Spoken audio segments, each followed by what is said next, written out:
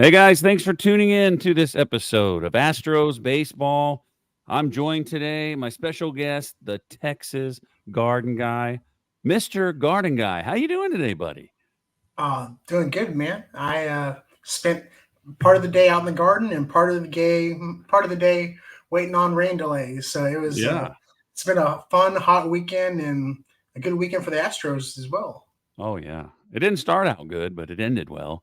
Um, yeah, we were supposed to do this at 5 o'clock, and we had to delay it because of the rain delay. And and not only did we have a rain delay, then they went in extra innings today. So we had a rain delay and extra innings, but we're finally here. Yeah, it was. I was not expecting the extra innings. I was like, oh, we're going to come out. And the way they were playing towards the end, I was like, they're going to come out and walk it off and just be done with it. And going to extra innings, that was nice. That was good. That was a fun game. Yeah, we're usually not very good at extra innings. We're better this year than our history, but so let's start with game one. That was Friday. It's such a long week when I work Saturday. I don't know what's going on. I thought today was Saturday. Game one was Ronel Blanco. I always say this guy should be an all-star. He's been great. He didn't have that great of a game though. But Altuve led off with a home run. I want to say it was the first pitch of the game. Yeah. Yeah, it was on Apple Plus, so I will not subscribe to Apple Plus. I've got too many other subscription services, so this is one of those games I definitely had to watch the next day on YouTube. But it was exciting to watch on YouTube for the first inning at least. Oh yeah. And then the bottom of the first, the Mets came back. JP3 gave us the lead. He drove in Jordan with a single. And then the bottom of the fourth, Taylor had a home run. We're tied again. Bottom of the sixth, Alonso had a home run, and then McNeil. So at this point, when it's 3-2, I still feel pretty good. But the McNeil hit that 3-run homer and made it 6-2. You could kind of see the writing on the wall. Yeah, yeah. It was exciting to get to talk to you about this series because I feel like between the Mets and the Astros, it's two teams that are really hot right here in the month of June, and it's two teams that are like on that cusp, like is it buy or sell at the trade deadline coming up in All Star. So this series is going to say a lot about who's buying and who's selling. So it's crazy. Yeah, the Mets and the Astros both had losing records. The Astros went on a tear, a long win streak. I think it went 7 before they lost one. And then the Mets had a losing record. They let Grimace throw out the first pitch, and all of a sudden, both teams were at 500. But I'll say it later. But anyway, Lindor added an RBI double. We lose 7-2, folks. Yeah, Ronel Blanco, 5 2/3 innings. I kind of thought he didn't last that long, but I guess he did. 6 hits and 6 runs. Only 3 of them earned. He gave up 3 home runs. Even after doing this, he takes the loss. He's 8-3. His ERA is 2.49. That's still all-star worthy. yeah. No, he's definitely the best of the rest that we have. Everybody else is kind of broke elbow right now, so he's definitely the best we've got right now. He definitely is. The young guys are doing great too. All right, so Scott, a third of an inning, didn't allow any runs. He finished out the sixth. Montero did his job. Brian King, this young kid, 2/3 of an inning, 2 hits and a run. And Luis Contreras, a third of an inning. He finished the inning for King. No runs and a strikeout. Tuvi went 2 for 5, drove in a run. Jordan 3 for 4. Yiner 3 for 5. Jake 1 for 4. Pena drove in 1. Dubon had a hit. John Singleton went 1 for 2. And my boy Joey Loperfido 0 for 3. The Astros 2 runs. These are frustrating games. 2 runs on 12 hits. 2 for 14 with runners in scoring position, and they left 14 on base. So even though they lost 7-2, this was definitely a winnable game. Absolutely, it was a hard recap to watch the next day. I was just like, oh gosh, so many men on base. Yeah, that's their story. And then the Mets scored 7 runs, and they only had 9 hits. But if you had home runs, I think Yeah, they had what? Taylor had one, Alonso had one, McNeil had one. So they had 3 home runs. They drove in 5 of the runs with home runs. So that's how you get it done. So we go to game 2. Framber's hot and cold. He could give up 10 runs in 2 innings, or he could throw a no-hitter. You never know which Framber Valdez you're going to get. Top of the second, the Astros scored first. Jake Myers hit his 8th home run of the year. Wow. 1-0. Then the Mets kind of took it to us. And I was thinking, here we go. Grimace had it again. They had an RBI single, another one, and then an RBI double, and then a 2-run homer. All of a sudden, the Astros are down 5-1. We just reached 500. After we lost game 1, we were below 500. And that was the first time, I want to say, since I don't know what they said, like 2016, or it was a while ago. The first time they were below 500 at the halfway point. And then they added another run, a solo home run in the third, 6-1 after 3 innings. But then the Astros, just like us, waiting to do this show today, we didn't give up. JP3 had a 2-run double. Singleton drove in a run. Now it's 6-4. Late innings, top of the 8th. They score on a wild pitch. Jake was on third. Bregman. This was exciting. The 8th inning was very exciting. 2-run single, and we take the lead, and then Dubon, a couple insurance runs of the ninth. So these, I mean, although you don't like to be down 6-1, you don't like Framber Valdez to get lit up, these are fun games when your team comes back like that. Especially with all the young guys. You know, it's so funny. You know, we haven't had a lot of draft capital, you know, a lot of high prospects the last couple of years. What this has kind of shown me is that the draft, the prospect rankings don't mean as much as they say, because you get guys like Lou Perfido and you get guys like Trey Cabbage today, you know, and like, I don't know what they were ranked. I don't think it was very high, and they come in and they step up when they need to step up, and it's been great watching them, and it's fun to watch as well. Yeah. So Framber went 4 2/3, 10 hits and 6 runs, walked 3 guys, and had 5 strikeouts. Scott, an inning and a third, didn't give up any. Seth Martinez didn't give up any runs, and he actually picked up the win. It was nice to see Presley go out there and get a hold there in the 8th, and then Josh Hader, 2 strikeouts, picks up save number 12. So it was nice to have that comeback and then have those 2 guys. You would think that you have those 2 guys come in that you're pretty confident, but this year you're kind of like worried a little bit, right? Yeah. I think it's like the first year of marriage, you know, the 8-9 spot. You know, I think they're just finding their groove. You know, as much as everybody said that Presley was cool with Hader coming in, I don't feel like it was necessarily appreciated by him as much, and that, you know, they're just kind of getting into their groove. I think they're just going to get better as the season goes on. Yes. Alex Bregman 1 for 5. He drove in 2. Jordan 2 for 4. Yiner 1 for 5. Jake went 2 for 3. And he had an RBI. But the most amazing thing about Jake Myers' stat line, he scored 4 runs. How do you go 2 for 3 and score 4 runs? JP3 1 for 3, drove in 2. Singleton's doing great. I mean, he's not like, I think John Singleton finished 6th in All-Star voting. I think he's our new starting first baseman. I think he's our new first baseman. I think he's our new permanent first baseman after today. Yeah.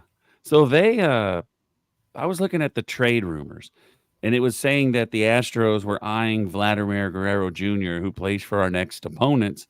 But what I read this morning is they're not done, and they want to try to make a run with these 2 guys. I think it was Dante Bichette. Is it Dante Bichette? Bo Bichette. That's his dad. Yeah. With Bo Bichette and him. So maybe we're not going to get him. So, I mean, if everybody else does their job, I think we're fine with Singleton. I think between Singleton, it looks like Lou Perfido can play some first base as well if we want to put Singleton as a DH sometimes and give Jordan a break, you know, here and there. I love seeing Yiner at DH as well. Yiner could easily play first base. I've seen him a couple times. Yiner could, whenever we get what's his name? I was going to say Victini. Is it Victor? The other catcher. Yeah, Caratini. Once he comes back, Victini. You know. Yes. Whenever he comes back, you know, Yiner could even play some first base as well. That could be a first base by committee, honestly. Yeah. It would be nice if Joey Loperfido could play first. Yeah. I know he played today. He played first today after he pinch hit. Let me see. The Astros 9 runs on 10 hits. So they're getting hits.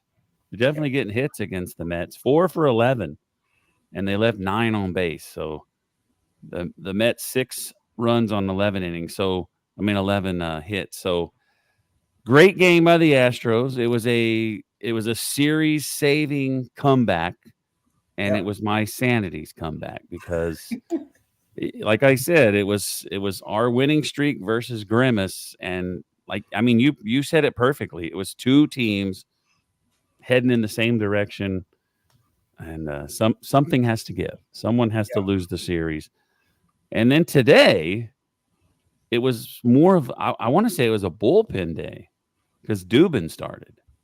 Yeah. And I think last time it said to be determined because didn't someone get hurt? I think Blas got hurt, right? Was he originally slotted? Was that who originally slotted? I think he started last time, and then he got hurt. I guess they just don't have anyone to throw in there because JV's not here. Right. Well, and to be fair, Dubin had a good 3 innings. I mean, he had a decent 3-inning start. I mean, it wasn't terrible. Oh, he was good. 3 1/3, no runs and no hits.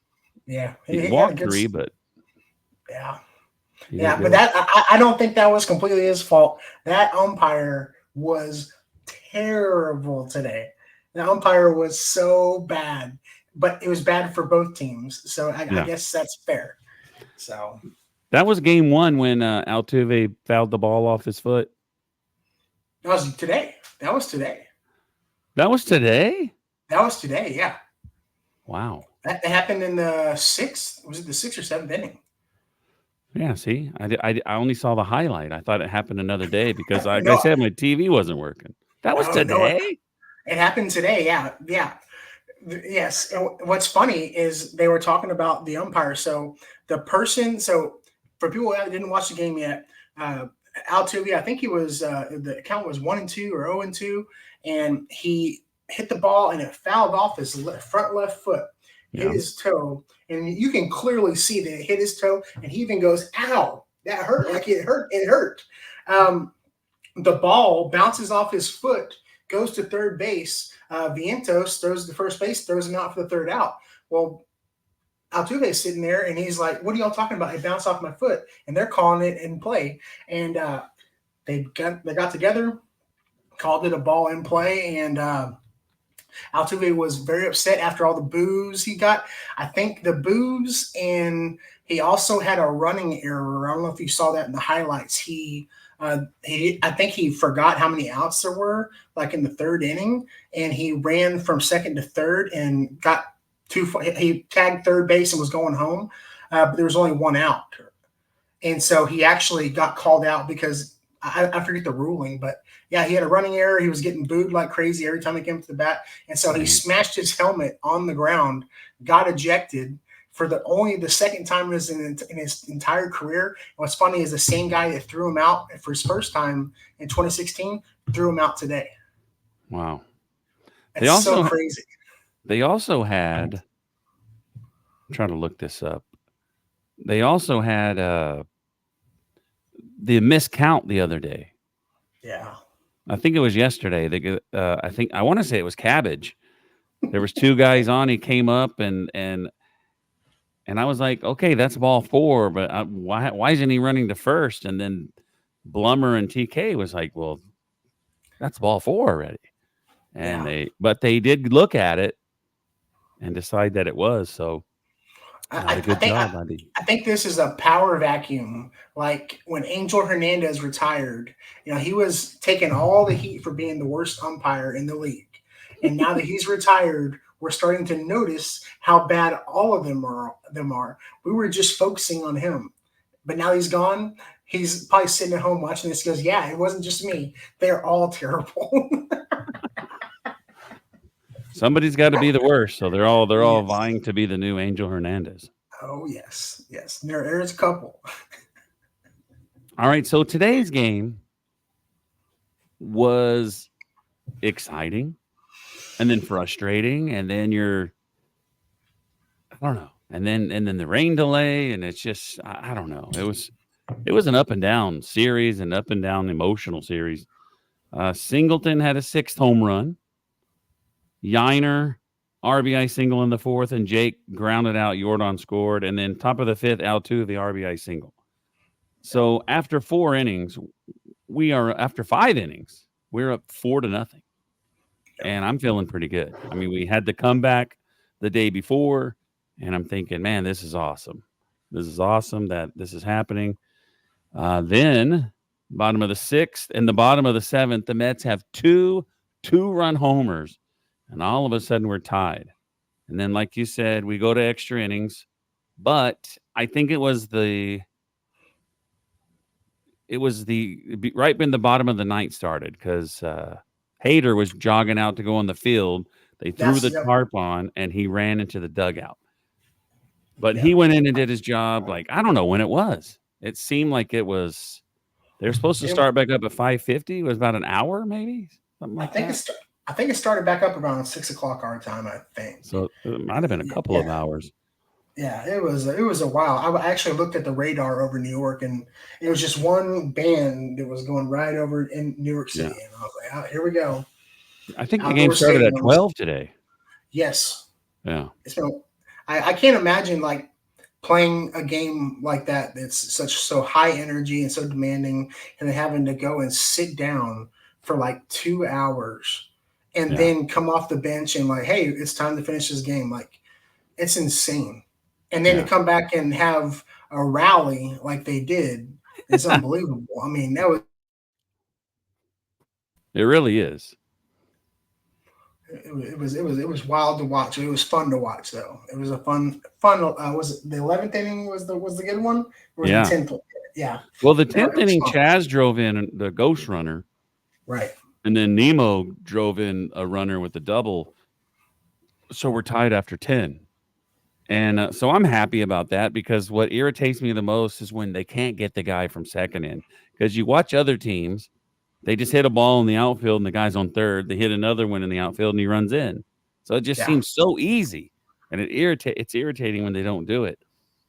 But you go to the 10th inning and Jake drove in a run. Loperfido pinch hit and drove in 2. And then your boy Cabbage, he drove in 2 also. 10-5.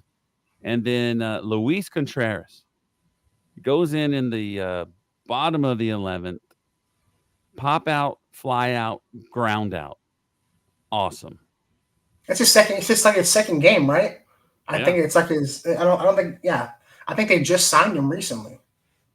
He pitched in the last series, I believe, and he pitched Friday. Okay. More on that guy to come, folks. More on him to come. Oh, nice. Yeah, so Dubin 3 1/3, like we said, no runs, no hits, 3 walks and 2 strikeouts. Brian King, look at all these guys. I like Brian King. I like Brian King a lot. Brian King, an inning and 2/3, no runs. Magic Man, that's Seth Martinez, if you didn't know. 3 hits and 2 runs. Brian, see what's funny is Seth Martinez gets a lot of action. He gave up 2 runs. Brian Abreu gave up 2 runs. Those were those 2-run homers. Presley did his job again. And then Scott, 2 innings, 1 hit and 1 run. He picks up the win. And Contreras, 1 inning, 1, no runs and no hits. Altuve, 2 for 4 with the run RBI. Diaz, 3 for 5 with an RBI. Jake drove in 2. Loperfido had 2 runs, drove in on his pinch hit. And then Cabbage, 2 for 5 for Cabbage today. He's not. I think Cabbage was somebody we picked up. I think the Angels put him on waivers and we picked him up. I think that's who that was. Yeah, I was wondering. I don't know what happened on Friday. Like I said, I barely caught the highlights from Friday because it was on Apple Plus. But I don't know what happened with Loperfido on Friday. But they said that they sat him Saturday and they sat him Sunday. He actually came and pinch ran for Singleton after he had a single, and then he went in and played. That's when he was playing first base. I think in the 10th or the 11th. Yeah, I believe. And so I've been really impressed with these young guys. Dubon, I think Dubon's getting all-star votes as well for the utility player, right? Yeah, he got votes, but only Altuve. And so they have 2 rounds of voting now. You vote, and then they have the finalists, and then you vote again. So he did get votes. Singleton finished 6th, but we have Tucker, Altuve, and Alvarez. And those are the 3 finalists. So you got to get out there and vote, folks. Got to get out there Absolutely. and vote. I don't think there's a limit on how many times you can vote either. Because I remember, was it 2 weeks ago that like the Blue Jays did like a citywide like campaign, and they had everybody go vote for like the blue, and like so every position in the AL All Star team, like second place was a Blue Jay. Like it was Wow. insane. It was crazy. So I don't think there was a limit on how many times you can vote. So go vote as many times as you can. I remember there was a team that did that years ago, and it was like 8 of the starters were from one team, and Yeah, they didn't really deserve it, but their teams got on it. I mean, their fans got on it and sent yeah. them to the All-Star game. All I right, think it so was. I would say I think it was 2 years ago, and it were either the Rangers. There was either a Rangers player or a Blue Jay player that was like an All Star starter. I think that's what it was. wow. Yeah, Wow. Yeah, last year the Rangers had a lot of good players, but they're kind of falling apart. But we'll get to that later too. So yeah. anyway, we're going to take a small break, and when we come back, we're going to name the Ram shirts players of the series. So you're going to have to get three awards: the pitcher of the series, the position player, which is pretty much the offensive player, and then the Coach Rose winner. That's somebody that did something and you didn't expect it. You're like, wow, I didn't expect that guy to do that. So we're going to have those three awards to hand out. We're going to look at the standings up next versus Toronto. And then I think that's it. But look at these banners I got. And I'm not even doing them. But here we go. We're going to do Ramshirts Players of the Series right after this. All right, folks, we're back with the Texas Garden guy. Are you ready? I All am. right. I am. I am.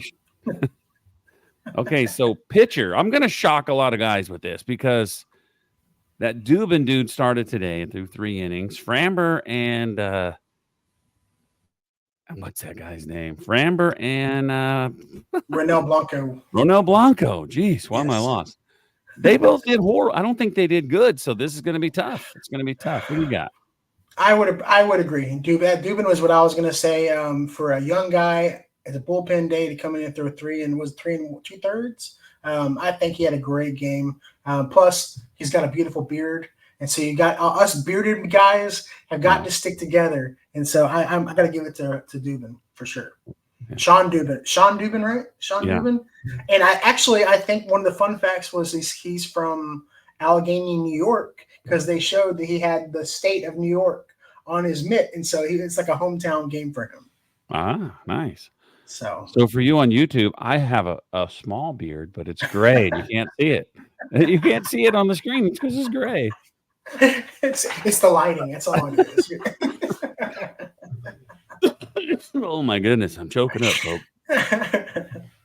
So I'm happy that we picked different people because they both deserve this. I picked Taylor Scott.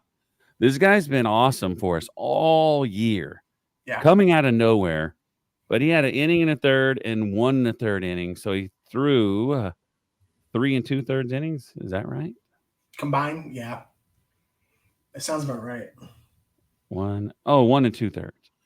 I don't know. Oh no, he threw 2 innings. He pitched Yeah. in every game. That's Yeah. what I thought he pitched twice, so I was kind of messed up. A third of an inning and a third, and 2.0 innings. 3 2/3 innings, gave up 1 run. He pitched in all 3 games, so that's why he is my Ram Shirts pitcher of the series. Position player. Who do you got? Well, we've been searching for a first baseman, a standalone first baseman, a guy who we could put there every single game. And I got to give it to Singleton. I think he's really stepping it up. There's a bunch of young guys who are producing. I mean, there's like it'll probably 6 or 7 guys we could stick at first base, and they'd be productive offensively and defensively. But sticking with my big dude, I like his bandana. I think it says "Dad Strong" on his bandana when he took his hat off after he homered today. But I got to give it to the old timer, John Singleton. I like it. I think we found our first baseman. There you go. All right, I went a different direction. I think he only drove in 1 run this whole series. But Yainer Diaz went 3 for 5, 1 for 5, and 3 for 5. 7 for 15. Yeah. I should have counted how many times he scored, but Yainer Diaz, he had a great series. So my pitcher threw it inning in every game, and this guy got a hit in every game. So that's mine.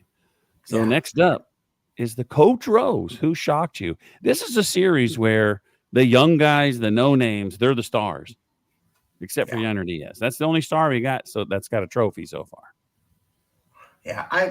I would say the Cabbage. That's just for the game today. Cabbage. I was really impressed. He had a couple of really good defensive plays out in right field. I watched the game when it first started, and I was like, why is Cabbage starting over Luke Profito? I was like, they should just roll it over, let McCormick in right, put Luke Profito in left, let him play. And he came up pretty clutch with a double, and I think he had a base hit as well. And he had some really good defensive plays in right field, taking up for while Tucker's out. So I think shout out to Trey Cabbage. You look great today, man. Yeah. And you talked about Kyle Tucker. We've done all this without him. That's what's crazy. It's insane. It's It's totally insane. insane. Yeah. It's usually he's one of the only ones doing anything. Yeah, he's the constant. He is the constant that keeps us going. But hopefully, he'll be back soon as well. Oh, yeah. All right. So I have Luis Contreras. Yeah, an inning and a third with a strikeout, and he pitched another inning. One in the third inning, 2 appearances, no runs allowed. Taylor Scott, Luis Contreras, Trey Cabbage, John Singleton, Sean Dubin. Wow. Who would have thought those guys were going to win some awards today? If I'd asked you, at the beginning of the season, who are these guys? You'd just be like, you have no idea. They're probably playing for the Space Cowboys right now. I think Dubin's the only one that I knew of because I remember him playing for Corpus. That's the only guy I knew. Singleton's been around for a while. Oh, yeah. My bad. Singleton's been around for a little bit. I think he played a couple games last year, but I think he's closer. What freaked me out is I didn't realize how old he was. I think he's closer to who knows how old Abreu really is. Everybody was saying like Jose Abreu. Oh, he's like 40. I was like, he's coming from Cuba. They don't know how old he really is. He could be 50 and you wouldn't know. No. They don't age the same as everybody else. But I think Singleton played for us in 2013. Yeah. He was here. He played for the Rojo Diablos, Mexico City Rojo Diablos. I was stalking his Instagram earlier. Yeah, I mean he's been around the block. Yeah. So I name drop a lot on this podcast, but for some reason I'm friends with John Singleton on Facebook, but he won't return my messages. So how big of friends are we? I don't think we're friends at all. Oh my God! I'll reach out. I'll see if I can get through to him. Man, the best case scenario is some of these. So I am friends with a couple of players' wives because they also garden, and so I'll talk to you about that offline. But the best case scenario is their wives garden, and maybe I can get some contact with them. Yeah, that's how I got to know you. Yeah, exactly. I saw your gardening. I'm like, babe, look at this guy. Look at this guy's gardening. And it's so funny that you mentioned Yonder Diaz because the only game I've been to all year, my company actually paid for us to go. I got my jersey, and you saw the picture. I was wearing the jersey. And that's when you invited me on. But the first thing I saw when we sat down at our seats, we were right behind like a home plate dugout, and there was this lady, this little Spanish lady. She walks down, and she's got one of those, those those heads, like a player's head, and I couldn't tell whose head it was, and until the game started, and as soon as Yiner came up, it was Yiner Diaz's head. It was his mom sitting like 3 or 4 rows below us, and every time he went to bat, her and her family were like getting so excited, and I was like, that is so cool. I love that. Wow. I had Ryan Presley's mom and his wife on here. Oh, really? Yeah, they're really cool. Awesome. Yeah, they're really cool. That's fantastic. All right. That's awesome. Now we have the standings. Everybody's played today in our division except the Rangers, but they are up 7-2 in the 5th against the Orioles. Seattle 47-39, 3-7 in their last 10, and they've lost 2 in a row. The Astros are 42-41.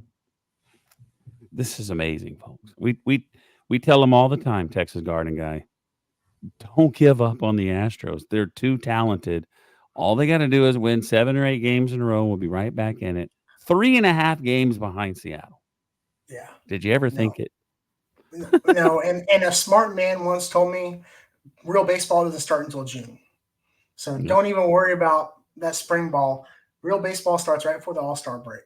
And so I think after today's win, they are the most winningest team in the entire month of June, I believe. Is what they were saying. Wow. After whoever won that game today between us and the Mets was going to be the most winningest team in the entire month of June. So June Wow. is where it's at. June can change a lot of things. I think we were like 14 games back at one point, weren't we? I don't remember, but it was It horrible. was bad. It was really bad. Well, we started out 0-4. Yeah, it wasn't great. It We was were not a definitely great. It was not a great start to the season. I had just assumed I was like, well, we must have sold our soul to the devil at some point, and this is just our division catching up to us. Eventually they're going to catch up. We don't have any draft capital to trade for big name people anymore. So like we don't have a big name prospect coming up. I was like, so we're gonna have a down 2 or 3 years, and then we'll build back. And then June comes around. It's insane. yeah. The Astros are too talented to be considered rebuilding or anything. 42-41, 3.5 back. Your Houston Astros are 9-1 in their last 10, folks. 9-1. They've won 2 in a row. Texas is 37-46. You got to love that. They're 8.5 behind. So we are 5 games ahead of Texas, but they're going to win today, maybe. Now they're up 8-2.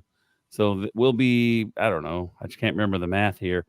We're 3, 5. So it'll be 4.5. But I'll take it. I'll take it. They're 4-6 in their last 10. I don't know what this is going to do to it because I don't know their last 10 games. And then look at the Angels. The Angels are on the Rangers' heels.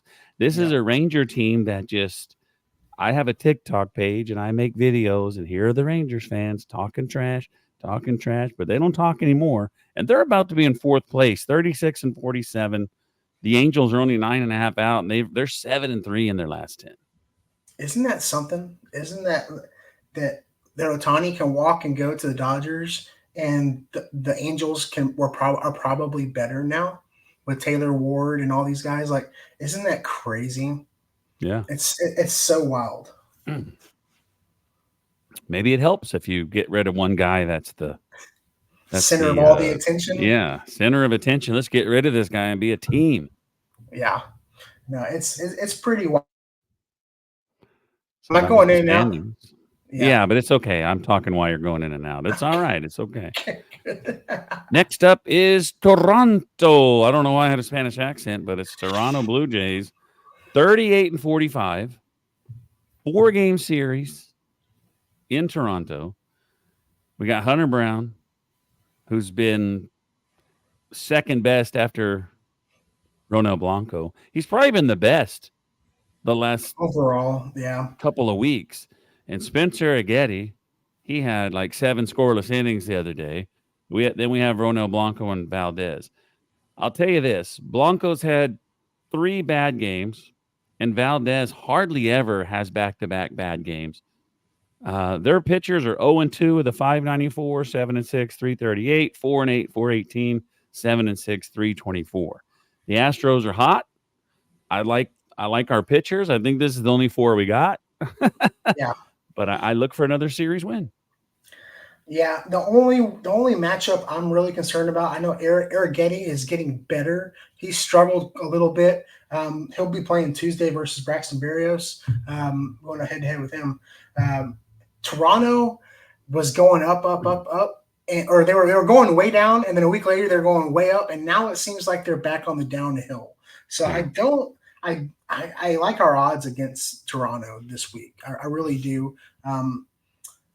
It's the only game that I'm worried about is maybe Tuesday with Arrighetti, but he's gotten better. He's been doing a lot better. He's had a lot more. I think he said 2 quality starts in a row. I think. Oh yeah. So he's been really stepping it up and looking a lot better, getting his confidence. I think a lot of these young guys start to struggle when they're not getting run support.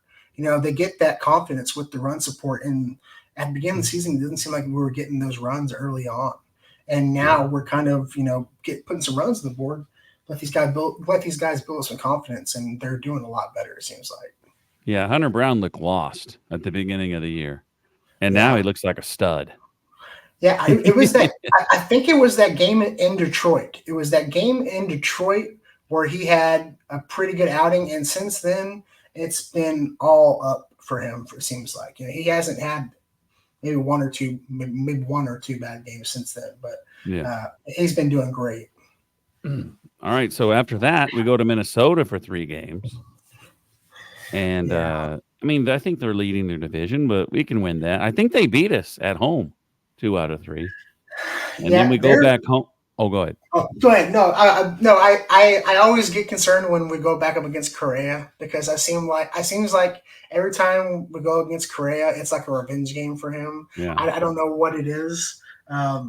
Is Correa out? I think he's back in. The other day he got hit in the hand and he just walked to the dugout. I don't know if he's. Oh no! I thought he stayed in the game. I thought he stayed in. Oh, I don't know. I don't know what happened. I'd have to check. I'm not sure about that. Yeah, me too. Yeah, because I think he was back in. I think but you know what? Springer got hit too. Springer got hit the other day. Maybe I get Springer and Correa confused sometimes. I think it was Springer that got hit and he stayed in the game. If you saw a highlight, the Twins and the Rockies are probably the 2 teams that I watch their highlights the least. And so if it happened to Correa, I probably didn't see that one. Yeah, so I just read it. He got hit by the pitch, left the game, but he played the next 2 games. Okay. I thought he broke his hand because they said, "Oh, he knows it right away." So I thought it was really bad. I don't know how to feel about Carlos Correa. I wasn't the biggest Carlos guy when he was here. It seemed like but I didn't care for him or Springer, but he kind of seems like a prima donna. I've seen him like on the TV shows and stuff talking as well, like in the playoffs and stuff. I don't know. I'm sure he's a nice guy. But the Twins are doing really well right now. The Twins are playing, but that division is kind of weak. It's not the strongest division. Yeah, it's horrible. I think they just have. Wait a minute. What isn't that division that has? So it's AL Central. So it's the Indians, the White Sox, and the Tigers, right? Is that right? Now I got to look it up because I know the Royals were doing good. Are they in the same division? I got the app pulled up. Let me look. Oh, Cleveland's winning the division. Minnesota's in second. They passed Kansas City. Oh wow! So Cleveland's 52-30. Okay. So they're doing really good, and Minnesota and Kansas City's 6 and 7 behind, but Kansas City was right there. Kansas City started out Oh wow! Yeah. I don't see all those highlights. I need to start paying more attention to the AL Central. Apparently, I do too. I didn't know that was happening. I only talk about our division, and then we play teams, and I have no idea who these guys are. I have no idea what's going on anywhere. The Royals are a fun team to watch. Yeah. They are a fun team to watch with Bobby Witt Jr. and Salvador Perez and all those guys. They're a fun team to watch. They're a young team, and they're showing a lot of promise. I mean, Bobby Witt just signed that huge contract, the biggest contract I think in Royals history. And so for him to pick up that team and take it on his shoulder, and they're doing pretty well. They're doing better than us. I mean, 47 and 39 ain't bad. It ain't bad. So, it ain't love, but it ain't bad, folks. Yeah, absolutely. So then, after Minnesota, we go home for 3 against Miami, 3 against the Royals, and then it's the All-Star break, which is also the same week of my vacation. So sometimes I go on vacation and I pick cities that have baseball teams, but it's like 9 out of 10 years, it's All-Star break weekend. So that's funny. No baseball games for you. I went to Boston. I went to. It's in Dallas though. It's in Arlington though this year. The All-Star game, right? Oh yeah. You could go at least tailgate it. Oh no, I'm not going to that. Well, we're leaving Monday and coming back Friday. Oh, okay. Gotcha. Yeah. All right. I think that's it. I think all we have now is final thoughts. Whatever you want to say, how you feeling about the team, whatever you want to share. This is your final thoughts. I was curious what your thoughts were, going into the All-Star break with the trade deadline and everything coming up.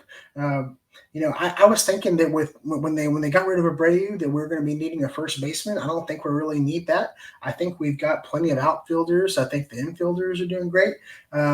Catching seems like even Cesar Salazar has been pretty decent as well. Yeah. So like what do you think our needs are besides just pitching, starting pitchers, right? Yeah. Can you think of anybody we'd be targeting? No.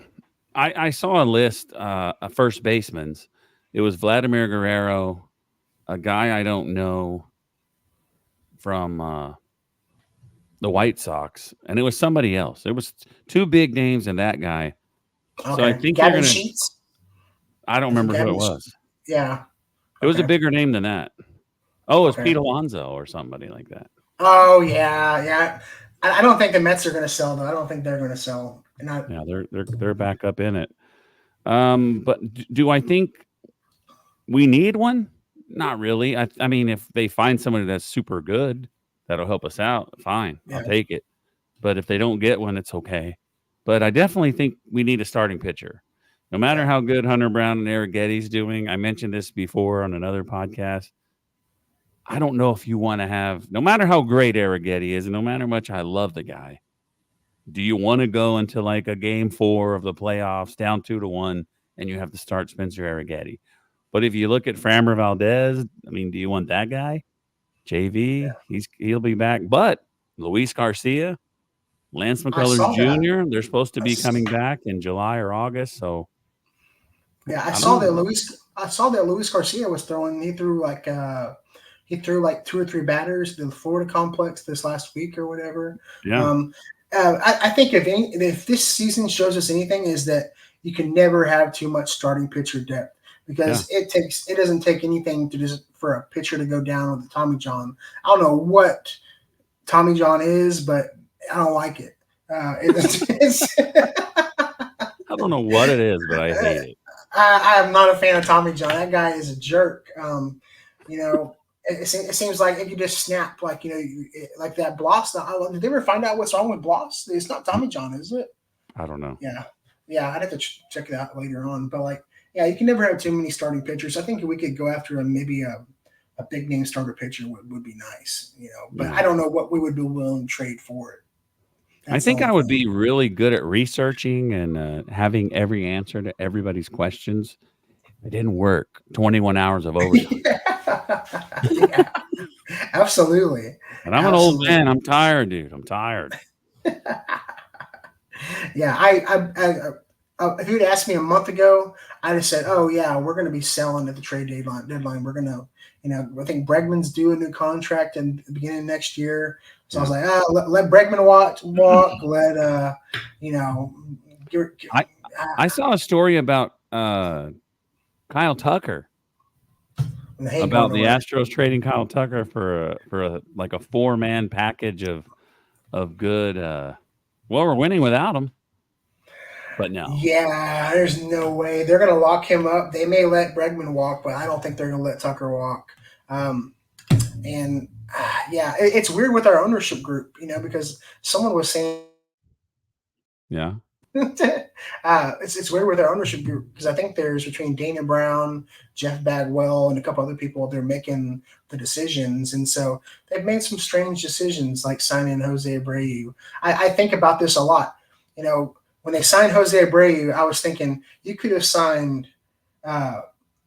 have signed Justin Turner to play first base. That guy in Josh Bell, you could have signed him. There was I was listing the same position players that could have been playing first base, and they signed Jose Abreu after he just Yeah. had a down season in 21. I couldn't believe it, and it turned out terribly. And I'm hoping that they find some starting pitching help, and it probably won't be a big name, but hopefully someone who can burn through some innings and keep us afloat if we make it to the playoffs. Yeah. I have to look this up, but I think Jose Abreu. I don't know if I can find his stats. Jose Abreu, I think, in I won't even be able to find it. What year did he come over here? So I believe we got him in 2022. 2020, the COVID year, was the year he got the MVP. and then I believe he had a down year in 2021, and then came over here because the White Sox weren't going to re-sign him. That was the year that the White Sox started getting rid of everybody. Well, last year was 23, so that was the year they had the fire sale, getting rid of everybody. Yeah. Well, I'm not ever going to find it. I've seen it before. And you need a researcher. I know. Just somebody off to the side researching. Researcher? I did. Like I was talking about getting a Googler. I need a Googler for the show, and I actually had a guy email me and say, "I'll be your Googler." There you go. I should have took him up on it. But I mean, I want to say this, and I'll look it up. But I want to say that he had a down year in home runs, but he still hit 300. If not, he hit 290. So I don't think it was that bad. I was excited about them getting him. Last year he did horrible, but September he led the team and I think the American League in RBIs, and he was one of the only 4 people that did anything in the playoffs. So he did come alive in the playoffs. He did come alive in the playoffs. I don't know what was there must be something underlying that was going on this year that he was having problems with. I don't know if he's retired. Did he officially retire, or is he going to try to go play somewhere else? I have no idea. Who would want him? Yeah, I don't know. but you know what? Nowadays, you don't even have to. I mean, look at Trevor Bauer playing down there in Mexico. There's plenty of opportunities to play. There's a lot of guys that go down and play for 1 or 2 seasons before they get another opportunity to come back. So I mean, there's a lot of places. Look at Japan, Korea. You can play everywhere nowadays. Yeah, maybe he can figure it out. So I'll have to look that up now. So here's my final thought. I haven't said it yet, folks, so get ready. Here it is. I don't think I shared this on the podcast yet, and I don't have the exact numbers, but I could have swore I saved it. I like to screenshot stuff to talk about on the show. Let me see if I have it. I don't think I do. I can't look for it, folks. But anyway, I saw something. Screenshot is no good if you can't find the screenshot. I know. I suck at this. All right. So somebody, because the fans of this is about the White Sox, they're so angry with my boy Martin Maldonado. And I don't know the numbers, but somebody posted a picture. Like, I don't know if they call it a meme or whatever. And it said, "This is Martin Maldonado's batting average." And I can't remember his name. Jim Abbott, the guy that had one hand, has a higher batting average than Martin Maldonado. A one-handed pitcher. His career batting average is higher than Maldi's averages this year. To be fair, that's not really a fair. That's not really a fair statistic. I like it though. I like it a lot. Yeah, it's funny. God. It's super funny. Yeah. I mean, he's a great catcher. I mean, he's a very good catcher. And he's had some key moments. But here it is. Oh my God! It says Abbott with one hand 0.95. Maldonado with 2 hands 0.71. How many at bats did Abbott have? How many at bats? I don't know. He was a pitcher, probably like 20. Wasn't he? He was in the American League. He played for the Eagles. God. That's funny. That is it's really funny though. Yeah. Well, and the White Sox, I don't know what they're doing. They had like a 16-game losing streak this year. They're not even trying. No, I mean at one point I think they had. It's where all the guys we cut go. You know, we got Corey Julks over there. I liked Corey Julks, by the way. I liked Corey. And they had Corey Lee. I think Corey Lee was DHing for him still. I don't know if he still is or what, but yeah, it seems like everybody we cut it goes over there. You know, so I don't know what's going on. They can't figure. Yeah, they're not even trying to win.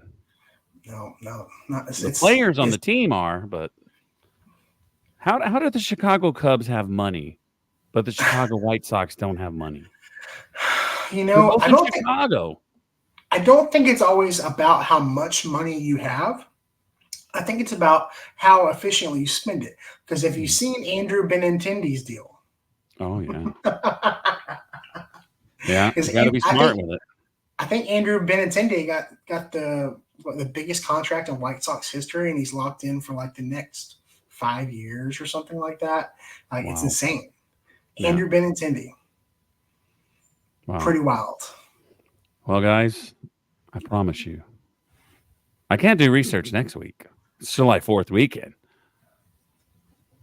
I got stuff to do, folks. That Toronto series is gonna be fun though. That Toronto series is gonna be fun. Man, Monday, Tuesday, Wednesday, and Thursday. Where They're am gonna I be going up to there be eat. on Friday? They're gonna be up there eating poutine in the dugouts. Poutine. You don't know what poutine is? What is that? So it's a French Canadian dish, and it's French fries Oh, yeah. with fried cheese curds and gravy. And Yeah. it's supposed to be amazing. I've never had it, but I've heard Okay. it's delicious. I'll tell you this. I'm going on vacation to Quebec City. Oh, really? And that's one of the foods it says for me to try. So I'm going to try it. Yes, do it. I'm going to make a Yes, video and everybody's going to see me try poutine. yes. It looks delicious. I thought you were talking about the dictator. I didn't know what you Vladimir Putin's going to be in the dugout. I hope not. If Putin's the Astros dugout, we got bigger problems than the Blue Jays. Yeah. But I think we're good. I'm pretty happy. I told everybody not to give up. That's a final thought extra for you folks. But anyway, Texas Garden Guy, I appreciate you coming on. Had a lot of fun with you, especially at Thanks the for having end me there. on. Yeah. Yeah. That's pretty fun. I like your brick wall. Is that real? No, that is a canvas hiding all of my canning jars and all my equipment for canning jellies and stuff like that. So, yeah, that's a little hideaway corner. It looks cool. All right, guys. Man. For the Texas Garden Guy, I'm your host, Rob Fontenot. Thanks for tuning in, and we'll see you next time on Astros Baseball. Peace.